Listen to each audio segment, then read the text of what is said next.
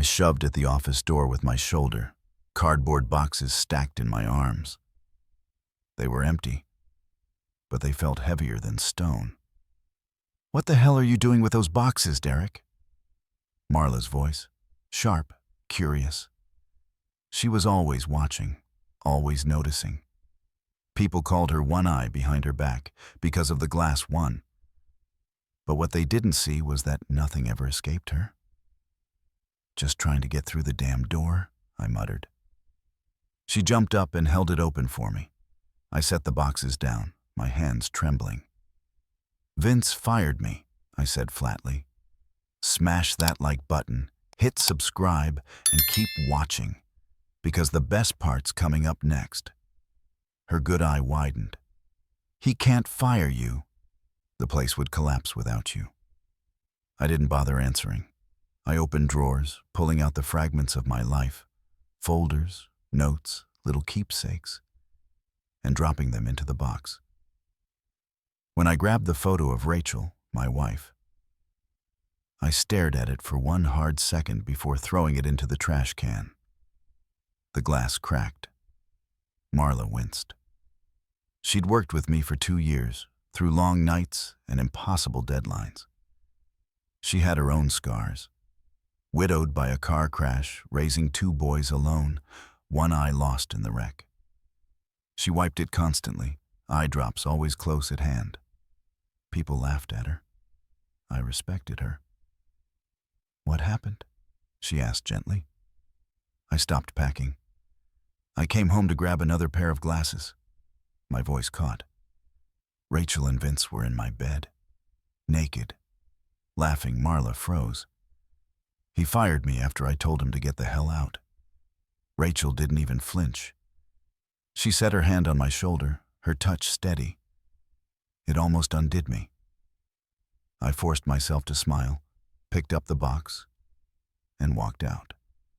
Northgate Mowers would survive without me, but I wasn't sure I'd survive without myself. That night, I ended up at my brother Calvin's house.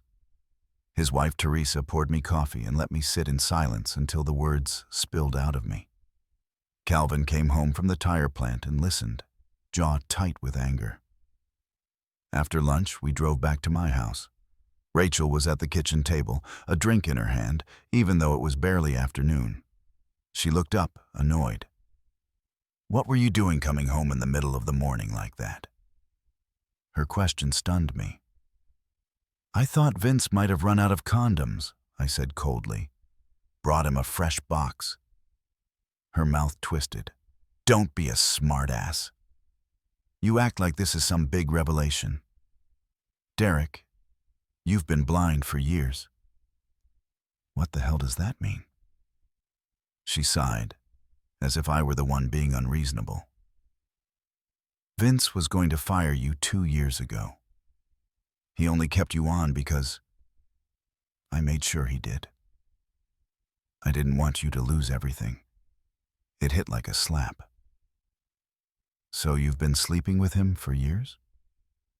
Her eyes flickered, just for a moment, with something like guilt. Then the mask slid back. "It wasn't so bad. You kept your job. I got attention. It worked, and now that I've lost the job, are you going to stop?" She laughed once, bitterly. "Why would I? You think I'm going to walk away from someone like Vince for you?" I stood there, numb.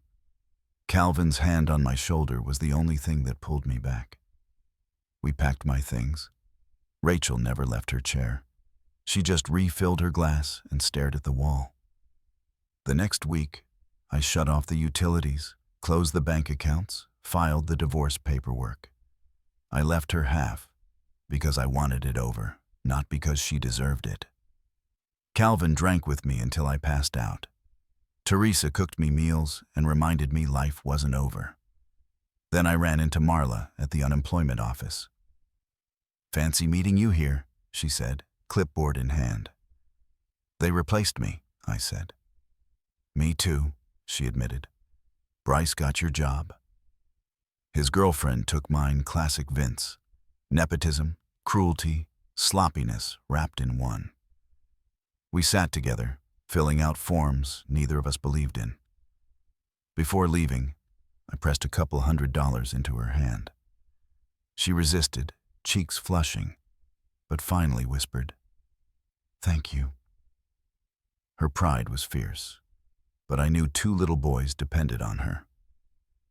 A week later, desperate for any opportunity, I drove to Hendricks Farm Equipment. The place looked like it was collapsing. Faded paint, cracked parking lot, showroom empty. Inside, behind a worn desk, sat Ray Hendricks. Overweight, red-faced, twinkling eyes. He looked like Santa Claus without the beard. "You buying or selling?" he asked. "Neither," I said. "Just hoping for a cup of coffee." He roared with laughter and pointed at the pot. As I sipped, he squinted at me. "You're that Livingston fella. Used to work for Northgate, right?" "Used to," I said. "Never liked that bastard Northgate," Ray muttered. For the first time in weeks, I smiled. 2 hours later, we had a deal. Ray had the building, the land, and the resources. What he needed was someone who knew how to build an operation. And I had one condition. I got to hire my own assistant, Marla. When I told her, she cried until her glass eye slipped slightly out of place. We both laughed through tears. We started from nothing. The apartment above the office became my home. Marla helped paint, her boys running through the orchard outside like they'd been set free. Ray watched them with the delight of a grandfather he'd never been. And then came the work. Marla drafted letters to every wholesaler and retailer we'd once dealt with, telling them we were no longer with Northgate. She worded them carefully. No solicitation, just fact. Meanwhile, I called Ray's old contacts. "Like what you see? Click like, hit subscribe, and stay tuned. Let's keep going." At first, nothing. Dead accounts, closed businesses. But then, luck. A Korean manufacturer, desperate for U.S. distributors, agreed to ship us 50 gang mowers on consignment. No upfront cost. Marla had 6 orders before the shipment even arrived. From there, the momentum grew. Tillers, chainsaws, chippers. The dusty showroom filled, not just with machines, but with hope. I remember the first time a customer shook my hand and said, "Glad you're not with Northgate anymore." They never cared about us. That single sentence felt better than any paycheck. Marla was unstoppable. Her boys spent Saturdays in the back fields with Ray, spotting groundhogs while she worked the phones. Her voice, sweet, steady, persuasive, won back clients Northgate had alienated years ago. By fall, her boys had bunk beds in the apartment. And one night, after they were asleep, Marla touched my hand. I thought she just wanted to thank me. Instead, she led me quietly to my bedroom. For the first time since Rachel, I felt like a man again. We married quietly on Christmas Eve, just the 2 of us and a justice of the peace. Vince didn't take it well. First he called, begging me to fix his computer. I laughed and hung up. Then he sent men in the night, Molotov cocktails in hand, to burn our lot. But Ray was waiting with a shotgun. The fireballs fizzled, the tires blew out, and within hours, the police had the arsonists. And Vince's name. He went to jail. Bryce vanished. Northgate mowers collapsed like wet cardboard. Their customers came to us. Marla flourished. With dental care and a properly fitted prosthetic, her transformation was astonishing. She'd always been kind, resilient, hard-working. Now, she was radiant. And she was mine. We worked side by side, building not just a business, but a life. Ray eventually retired to Florida, signing the business over to us in exchange for 10% of the gross. More symbolic than financial. Not long after, Marla told me she was pregnant. Her boys shouted with excitement, hugging me like I'd been theirs all along. One evening, sitting on the farmhouse porch, I thought back to the day I threw Rachel's picture into the trash. Back then, I thought my life was ending. But maybe some endings are the only way beginnings can be born.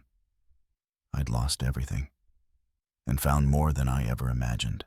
Honestly, stories like this hit home because they remind us that life's toughest moments often lead to the most unexpected new beginnings. Derek's journey from betrayal and loss to rebuilding, not just a business, but a life with Marla, shows incredible resilience and hope. It's a powerful message about standing up for yourself, finding real support, and creating something better when everything falls apart. Sometimes losing everything is the best thing that can happen, because it forces you to find your true strength. If you enjoyed this story, don't forget to like and subscribe for more content like this. And I'd love to hear your thoughts. Share your favorite part or your own story in the comments below. Let's keep the conversation going.